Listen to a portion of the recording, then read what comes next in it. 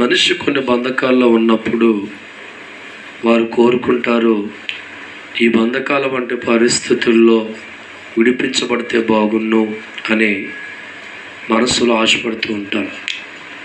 మనిషిగా ఏ బంధకాల్లో ఉన్నారో, ఏ సమస్యల వంటి బంధకాల్లో ఉన్నారో వారి మనసు ఏం కోరుకుంటుందంటే, ఈ బంధకాల్లో ఎప్పుడు విడిపించబడతాం, ఈ శ్రమల వంటి బంధకాల్లో ఎప్పుడు విడిపించబడతాం. కష్టాలనే బంధకాల్లో ఉన్నవారు, అప్పులనే బంధకాల్లో ఉన్నవారు ఆశపడుతూ ఉంటారు. దేవుడి స్తోత్రం.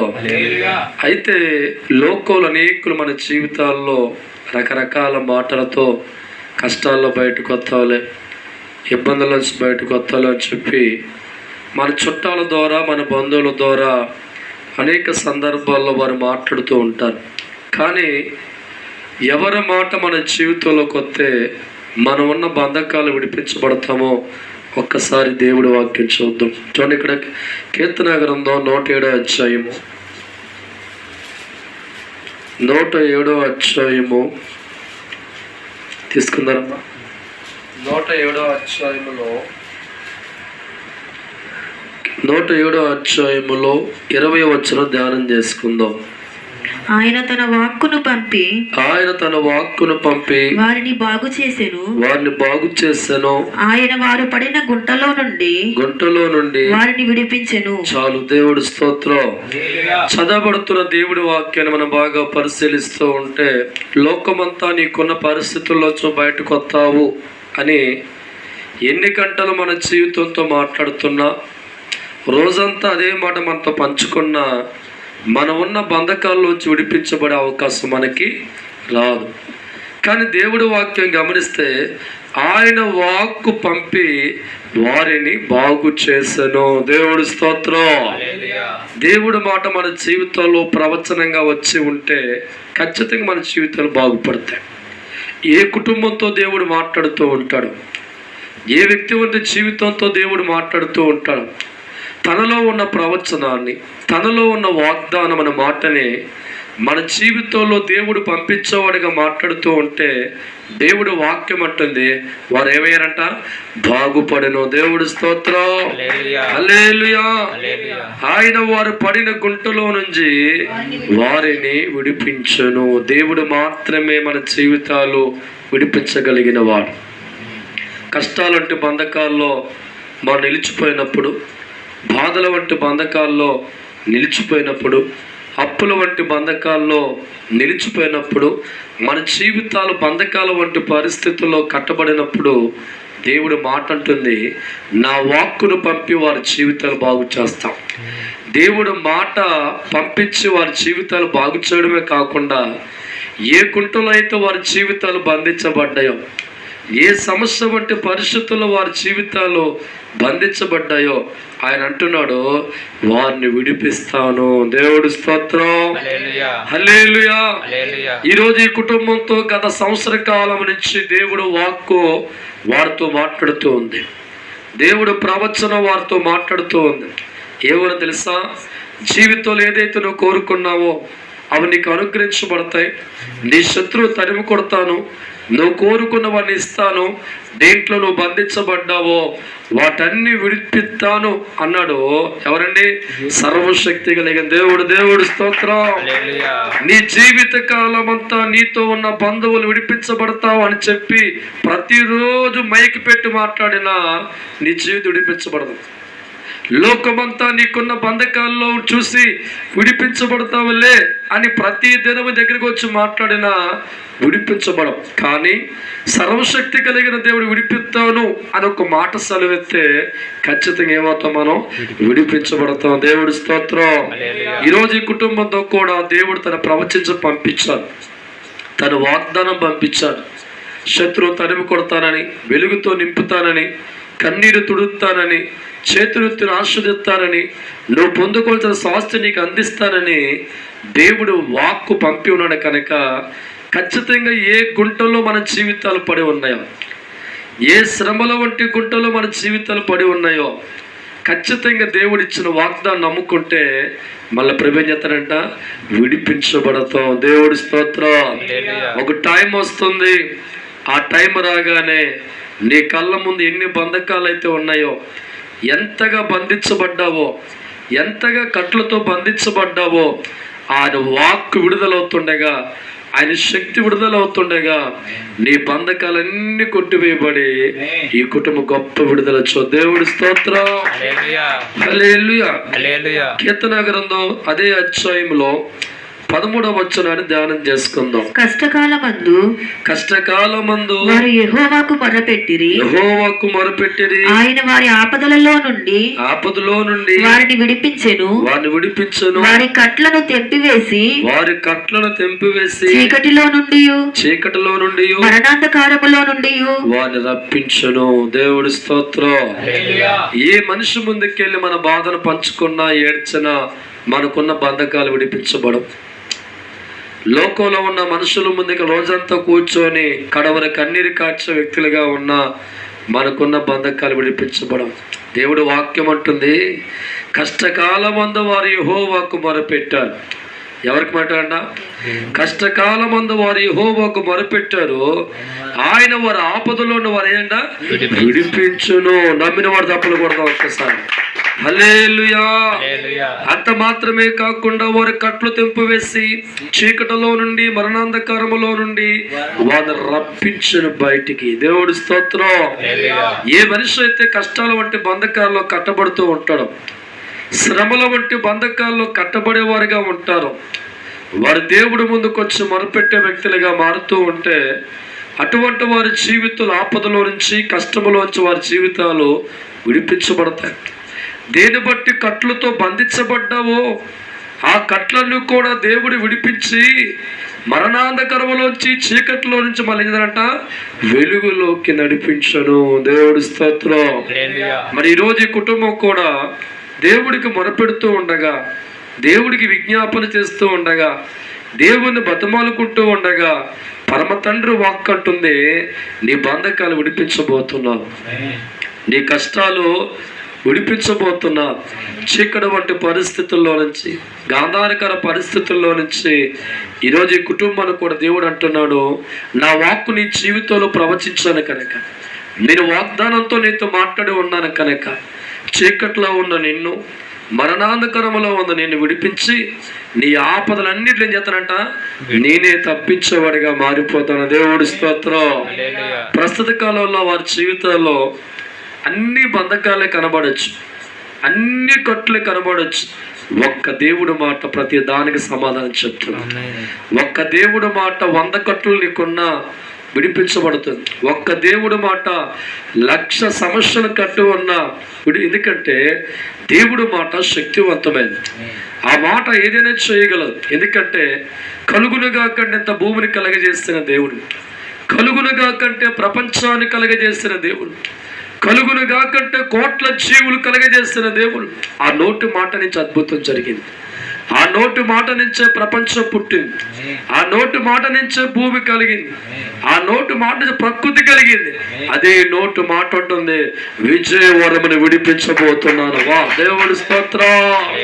హల్లెలూయా. దేవుడి నోట వచ్చే ప్రతి మాట నీ జీవితంలో బంధకాలు విడిపించేదిగా ఉంది కనుక, దేవుడు మొరపెట్టే వ్యక్తిగా మీ కుటుంబాలు మారి ఉన్నాయి కనుక, ఏ కట్లతో ఎంతకాలం బంధించబడ్డావో ప్రతి కట్ల నుంచి విడిపించే వాక్కు దేవునికి అనుగ్రహించాడు. దేవుడు మనకు అనుగ్రహించడం మారున్నాడు. అందుకే ఇశ్రాయేలు జీవితాల్లో దేవుడు వాక్కు వచ్చిన తర్వాత వారి కష్టాల మధ్య వారి జీవితాలు లేవు, బంధకాల్లో వారి జీవితాలు కట్టబడలేవు. వారి జీవితాలు దేవుడు వాక్కును బట్టి విడిపించబడ్డాయి. చీకటిలో నుంచి, మరణాంధకార అవస్థలోంచి, కన్నీరు వంటి పరిస్థితుల్లోంచి, అగాధ వంటి పరిస్థితుల్లో నుంచి దేవుడు వాక్కు వారి జీవితంలో వచ్చిన తర్వాత వారు విడిపించబడ్డారు. దేవుడి స్తోత్రం. చూడండి ఇక్కడ 28వ వచనం, అదే 28వ వచనం. శ్రమను తాళలేక వారు యెహోవాకు మొరపెట్టిరి. ఆయన వారి ఆపదలో నుండి వారిని విడిపించెను. ఆయన తుఫానును ఆపివేయగా వారి తరంగములు అణిగిపోయెను. అవి నిమ్మలమైనవని వారు సంతోషించిరి. వారు కోరిన రేవునకు ఆయన వారిని నడిపించెను. దగ్గరగా తప్పలకూడదు. దేవుడి స్తోత్రం. దేవుడు వాక్కు బయటకు వచ్చిన తర్వాత శ్రమల తుఫాను ఆగిపోయిందంట. శ్రమల వంటి తుఫాను వంటి పరిస్థితుల్లో కొట్టుమిట్టాడుతుంటే స్త్రీలు అల్లకొల్లాల వంటి జీవితంలో వారు బ్రతుకులు ఉంటూ ఉంటే దేవుడు వాక్కును బట్టి ప్రవచించేవాడుగా మాట్లాడి ఆయన ఉన్న శ్రమలన్నీ కూడా కొట్టివేసిన తర్వాత వారి జీవితాల్లో నిమ్మలమై సంతోషిస్తే దేవుడు అన్నాడు, వారు కోరుకున్న రేవునకు ఆయన వారు నడిపించను. దేవుడి స్తోత్రం. ఈరోజు రాముగారి జీవితంలో కూడా తుఫాను వంటి శ్రమలు ఒక పక్క కొడుతూ ఉన్నాయి. ఆర్థిక పరమైన తుఫాను మరో పక్క కొడుతూ ఉంది. మనుషుల వంటి తోట వంటి మాటలు మరో పక్క కొడుతూ ఉన్నాయి.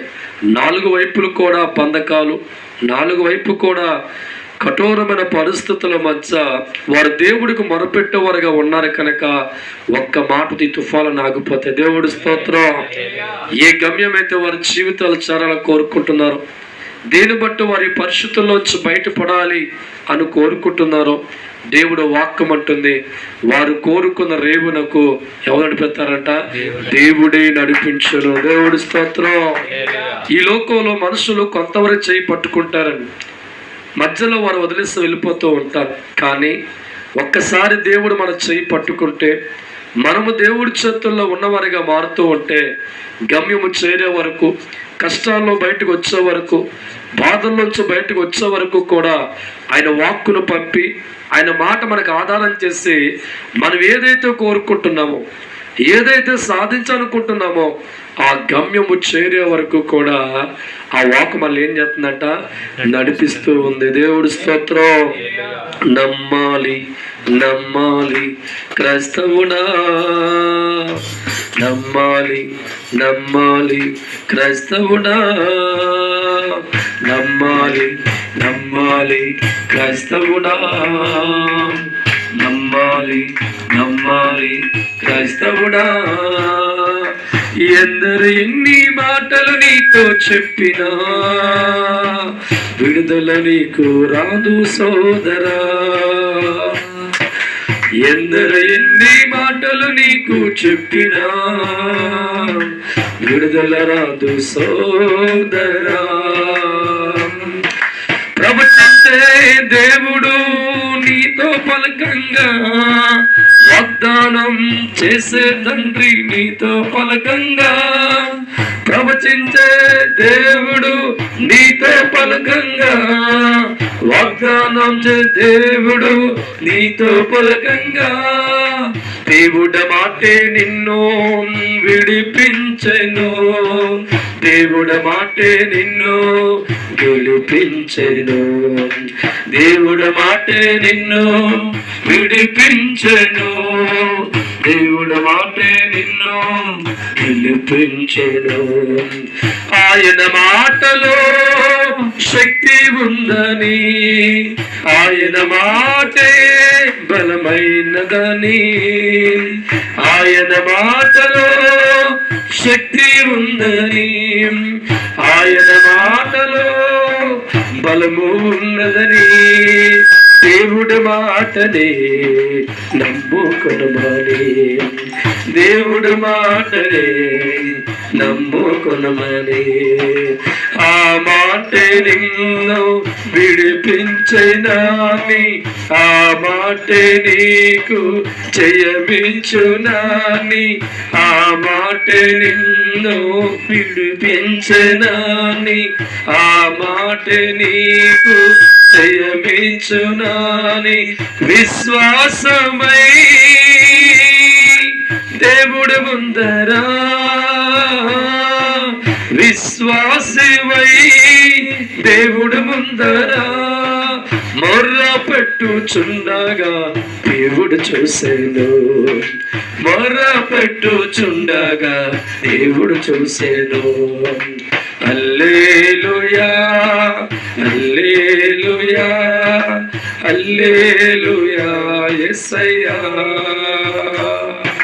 హల్లెలూయా హల్లెలూయా హల్లెలూయా యేసయ్యా.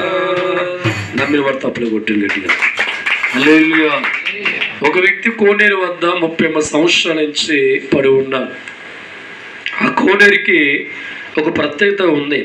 ఆ కోనేరు వద్ద అంటే జలాల వద్దకి దేవదూతలు వచ్చి ఆ కోనేరులో దిగి నీటిని కదిపినప్పుడు ఎవరైతే మొదటిగా కోనేరులో దిగుతూ ఉంటారో వారు ఎటువంటి రోగమైనా బాగుపడుతూ ఉండేవారు. అయితే ఒక వ్యక్తి పక్షవాయు రోగంతో కాలు చేతులు పనిచేయక ఆ కోనేరు వద్ద పడి ఉంటూ ఉన్నారు. 38 సంవత్సరాల పాటు తన జీవితంలో విడుదల రాల, 38 సంవత్సరాలు ఆరోగ్యం రాల. అయితే ఆ కోనేరు వద్ద ఉన్న వ్యక్తి జీవితం బాగా పరిశీలిస్తూ ఉంటే ఎవరో ఒక్కరు నాతో వచ్చి నాతో మాట్లాడి నన్ను ఎత్తుకొని కోనేరులో దింపుతారు అని చూస్తున్నాడు తప్ప దేవుడికి మొరపెట్టే మనస్సు లేదు, దేవుడి వైపు చూసే మనస్సు లేదు. నా జీవితాన్ని ఎవరో ఒకరు ఎత్తుకోవాలి, ఈ కోనేరులో దింపేవారుగా ఉండాలని రోడ్డు మీద వెళుతున్న ప్రతి వ్యక్తి వైపు ఆశగా చూస్తూ ఉన్నా. ఈ ఆశ 38 సంవత్సరాల పాటు జరుగుతూనే ఉన్నా ఏ మనిషి వల్ల తన జీవితంలో ఈ కార్యం జరగల. అయితే ఒక దినాన్న దేవుడు తనను చూడడం ప్రారంభించాడు. ఈ వ్యక్తి సంవత్సరాలు దాటిపోతున్న వైపు చూడలేదే, 38 సంవత్సరాలు ఎండకి ఎండుతూ వానకు తడుతూ ఉన్నాడు. అనుకున్న దేవుడు జాలి కలిగిన వాడుగా వచ్చి అడుగుతున్నాడు, బాగుపడాల ఆశ నీకుందా? తప్పకూడదు ఒకసారి హల్లెలూయా. అప్పుడు అయ్యా 38 సంవత్సరాలు మనుషుల వైపు చూసేవాడిగా మారానయ్యా, వారి నన్ను బాగు చేస్తారేమో, ఈ కోనేరులో దింపేవారిగా ఉంటారేమో చెప్పి నేను వారి వైపు ఆశ పెట్టుకొని ఉన్నాను. నా జీవితం 38 సంవత్సరాలు గడుపుతున్నా నా పరిస్థితి మారలేదు, నాకెవరూ సహాయం చేయని ఎడుతూ ఉంటే అప్పుడు ప్రభు పలుకుతున్న మాట, నీ పరుపు ఎత్తుకొని లేచి నడుము. దేవుడు స్తోత్రం హల్లెలూయా. అర్థం కాల, ప్రభువా 2 కాళ్ళు చచ్చడిపోయి ఉన్నాను, 2 చేతులు చచ్చడిపోయి ఉన్నాను, నడవలేని వాడిగా కదలలేని వాడిగా 38 సంవత్సరాల జీవితం ఉంది అన్న వ్యక్తి దేవుడి నోట మాటను నమ్మాడు. దేవుడి నోట వచ్చే మాట నమ్మగానే, గుండెల్లో విశ్వాసం కలగగానే, ప్రయత్నం చేసేవాడిగా మారుతుండగానే నడవలేని కాళ్ళు నడవడం ప్రారంభించాయి, పనిచేయని చేతులు పనిచేయడం ప్రారంభించాయి. దేవుడి స్తోత్రం. అంటే దేవుడి నోట వచ్చిన మాట 38 సంవత్సరాల జీవితాన్ని మార్చిందా? మార్చిందా జనమ? దేవుడి నోట వచ్చిన మాట 38 సంవత్సరాల బంధకాల ఉన్న జీవితం విడిపించిందా? విడిపించింది దైవజనమ. 38 సంవత్సరాలు కన్నీరు వంటి పరిస్థితుల్లో బంధించబడే జీవితానికి సంతోషం దయచేసిందా?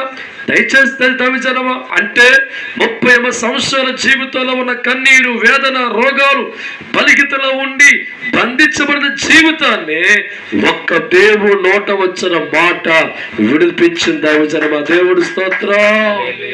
ఈరోజు ఈ కుటుంబంలో ఉన్న అనేక సంవత్సరాలతో ఉన్న పడుతున్న వేదన, అనేక సంవత్సరాలు పడుతున్న కన్నీరు, అనేక సంవత్సరాలుగా బంధించబడిన వాటిని దేవుడు వాక్కు ఈ దినం అంటుంది, నేను విడిపించి నీ చేతికి ఇవ్వబోతున్నాను. దేవుడు స్తోత్రం. దేవుడు వైపు గత కాలమంతా వ్యక్తి చూసినప్పుడు దేవుడే పరిచయం చేసి, దేవుడే మాట్లాడి ఆశ తీర్చిన వాడిగా ఉండి 38 సంవత్సరాల బంధకాలు విడిపించబడినట్లుగా గత కాలమంతా ఇంట్లో ఉన్న యజమాని మనుషుల వల్ల మొత్తగా అవుతుందనుకొని 5-6 సంవత్సరాల పాటు మనుషుల వైపు చూసిన వ్యక్తి దేవుడు పిలుచుకొని సువార్త అందించి దగ్గరగా మార్చుకొని ఆయన ఇస్తున్న వాగ్దానం, నిన్ను విడిపిస్తాను, నీకు గమ్యము చేరుతాను అని దేవుడు మాట్లాడుతుండగా ఆ వ్యక్తి గుండెల్లో నమ్మి విశ్వాసము కలిగి ప్రయత్నం చేసినట్లుగా ఈ కుటుంబాల వ్యక్తి కూడా దేవుడు నమ్ముతూ విశ్వాసము కలుగుతూ మోకరిస్తూ దేవుడు విడిపించగలడు అని ప్రయత్నం చేయబోతుండగా వాడికి వచ్చిన స్వస్థత వలె ఈ కుటుంబంలో గొప్ప కార్యాన్ని దేవుడు మనకి చూడబోతున్నాం. దేవుడి స్తోత్రం. నా ప్రేమైన దావచ్చనమా, దేవుడికి అసాధ్యమైనట్టు కూడా ఏది లోకంలో లేదు. సమస్తమైన చేయగలరు. వాక్కుతో జీవితాన్ని మార్చి వారి బంధకాలు విడిపించిన దేవుడు అదే వాక్కుతో 30 సంవత్సరాలు పడి ఉన్న వ్యక్తి జీవితాన్ని విడిపించాలి. ఈరోజు ఈ కుటుంబంలో కూడా ప్రతి బంధకాల్లో దేవుడు ప్రవచనం విడిపించబోతుంది. ప్రతి శ్రమల వంటి బంధకాల్లో ప్రవచనం విడిపించబోతుంది. అయితే ప్రభు అంటున్నాడు, ఆయన ముందు మొరపెట్టే వ్యక్తులుగా ఈ కుటుంబం మారి ఉంది కనుక రాబోయే దినాల్లో ప్రతి బంధకాలు కొట్టివేయబడతాయి, ప్రతి శ్రమలు కొట్టివేయబడతాయి, ప్రతి శత్రువు కొట్టివేయబడతారు. నీ కళ్ళ ముందు ఆశీర్వాదం దాన్ని నీ చేతుల్లో పెట్టే దినములో బహు త్వరపడబోతున్న దేవుడి స్తోత్రం. యోహాను సువార్త 4వ అధ్యాయము 49వ వచనాన్ని ధ్యానం చేసుకుందాం. యోహాను సువార్త అందుక ప్రధాని ప్రభువా నా కుమారుడు చావక మునిపే రమ్మని, నా కుమారుడు చావక ముందే రమ్మని ఆయనను వేడుకొనెను. యేసు నీవు వెళ్ళుము, నీ కుమారుడు బ్రతికి ఉన్నాడని అతనితో చెప్పగా ఆ మనుష్యుడు యేసు తనతో చెప్పిన మాట నమ్మి, యేసు పలికిన ప్రవచనాన్ని నమ్మి వెళ్ళిపోయెను. అతడు ఇంకా వెళ్ళుచుండగా అతని దాసులు అతనికి ఎదురుగా వచ్చి అతని కుమారుడు బ్రతికి ఉన్నాడని తెలియచెప్పెను. ఏ గంటకు వాడు బాగుపడసాగనని వారిని అడిగినప్పుడు వారు నిన్న 1 గంటకు జ్వరము వానిని విడిచెనని అతనితో చెప్పిరి. నీ కుమారుడు బ్రతికి ఉన్నాడని యేసు తనతో చెప్పిన గంట అదే అని దగ్గరగా తప్పలకూడదు. హల్లెలూయా. ఒక్కసారి ఈ వాక్యాన్ని బాగా మనం పరిశీలిస్తే భయంకర వ్యాధితో చావు బతుకుల మధ్య ఒక యజమాని కొడుకు చివరి స్టేజ్లో ఉన్నారు. అయితే ఆ యజమాని ఆశతో యేసు వద్దకు వచ్చాడు. అయ్యా, నా కుమారుడు చాలా అనారోగ్యంతో ఉన్నాడు, చివరి స్టేజ్లో ఉన్నవాడిగా ఉన్నాడు. అంటే ప్రభు పలుకుతున్న మనం వెళ్ళు, నీ కుమారుడు ఏమవుతాడు, బ్రతుకుతాడని చెప్పాడు. అయితే దేవుడు పలికిన ప్రవచనాన్ని, దేవుడు చెప్పిన వాక్కుని తన గుండెల్లో పెట్టుకొని దేవుడు పలికిన మాట జరుగుద్ది అని నమ్మి నడుచుకుంటూ వెళ్ళే సగం దారి వెళ్ళగానే తన దాసులు వచ్చారు. దేవుడి స్తోత్రం.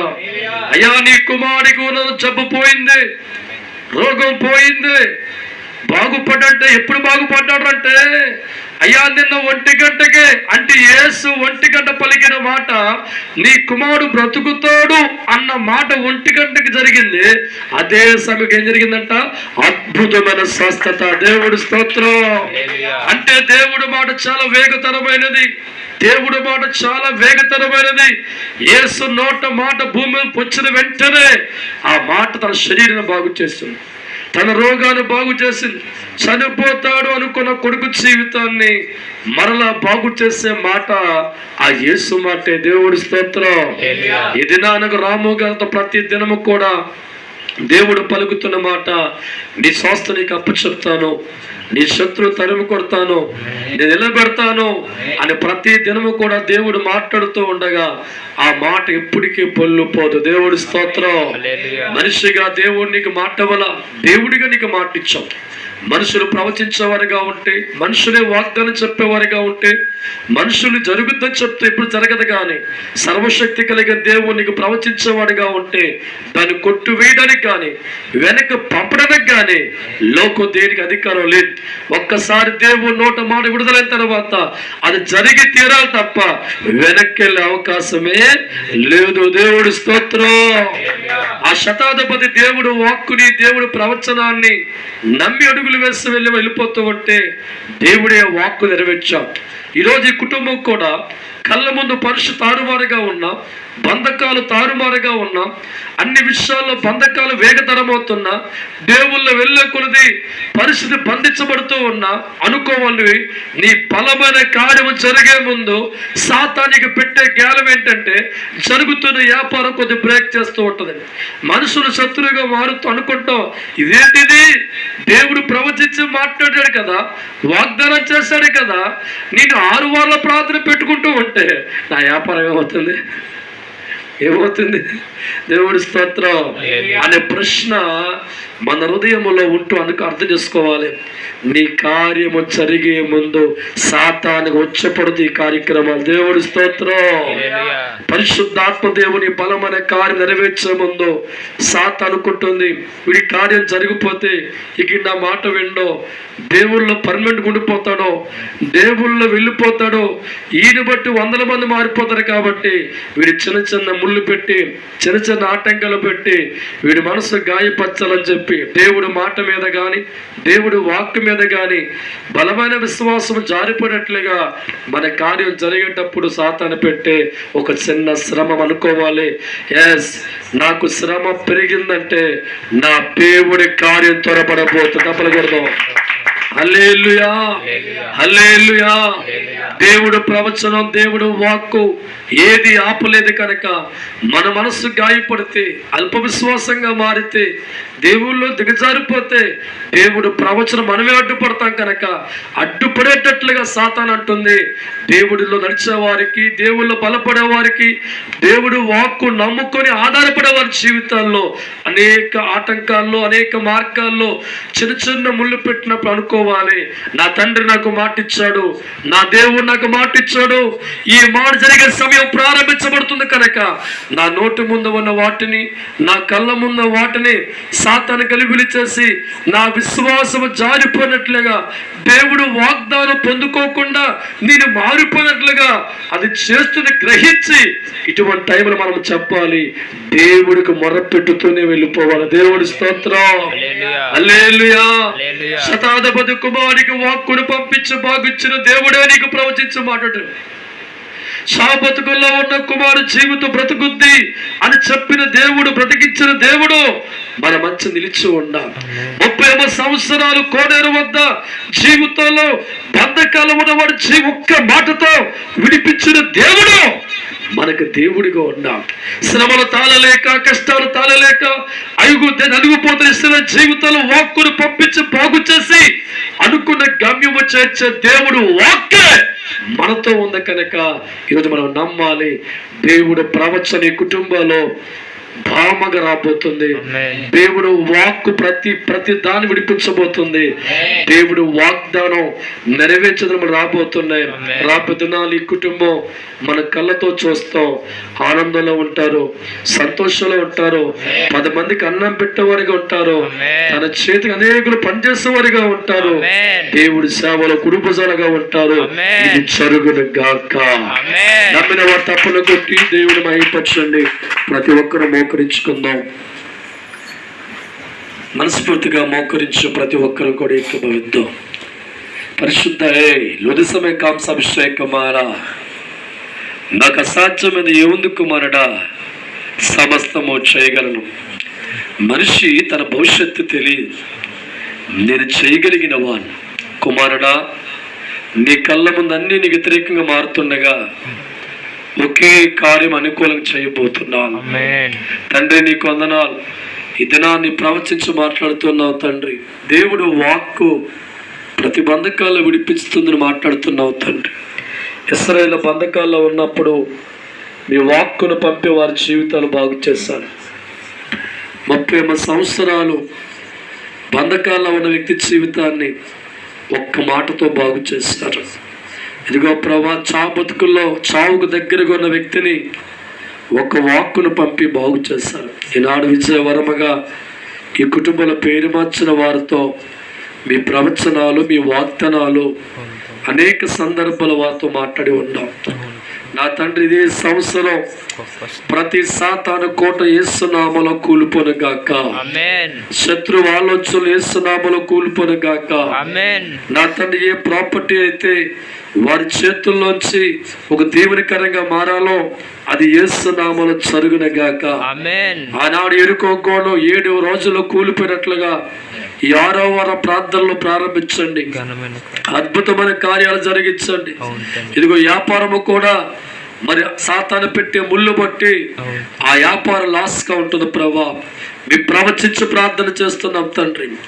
నీ బిడ్డగా ఏ లాత సమయ కంసాభిషేకమారా వ్యాపారమును మహాబురద తీసుకెళ్ళండి ప్రభు. చేతులెత్తిని బలపరచండి తండ్రి. మనుషులు కుయుత్తులు దూరపరచండి తండ్రి. సాతాను పెట్టే చిచ్చును దూరపరచండి తండ్రి. వ్యాపారం జరిగించను ఆయన. మీరు జరగనోకుని ఇది జరగదు కనుక జరిగించండి మా వ్యాపారాన్ని ప్రభు. ప్రస్తుతం అదే ఆధారం కనుక వ్యాపారం విస్తరింపు చేసి అభివృద్ధి పరిచి నేను వారి కుటుంబాన్ని పోషి నడిపించండి. ఏదైతే బలమైన కార్యం వారి చేతికి జరగాలో జరిగించమని ప్రార్థిస్తున్నాం తండ్రి. వారి కుటుంబ సభ్యులకి మంచి ఆరోగ్యం దయచేయండి. దంపతులు మంచి ఆరోగ్యం దయచేయండి. ఇక్కడ ఉన్న సహోదరికి మంచి ఆరోగ్యం ఇచ్చి వారి కుటుంబాన్ని ఆస్వాదించండి. ఇక్కడ ఉన్న ప్రతి ఒక్కరిని పేరు పేరు దీవించండి. దేవుడి మాట మా జీవితంలో వచ్చి ఉంటే ఖచ్చితంగా జరుగుద్ది అన్న నమ్మకం వారి గుండెలో ధైర్యపరిచి మరోసారి చివరి వారం వచ్చేటానికి మా కుటుంబాలు గొప్పగా అద్భుతం జరిగింది అనే మాట చెప్పే భాగ్యం దయచేయమని మా రక్షకుడు మీ కుమారుడైన యేసుక్రీస్తు నామం పేరుట అడిగి వేడుకుంటున్నాము తండ్రి. యేసు రక్తమే చేయం, సిలువ రక్తమే చేయం, అపవాదికి నాశనం కలుగును గాక. తండ్రి ప్రేమ, క్రీస్తు కృప, పరిశుద్ధాత్మ సహవాసం సదాకాలం తోడే నిలిచిన గాక. నమ్మిన వారు తప్పులు కొడితే దేవుని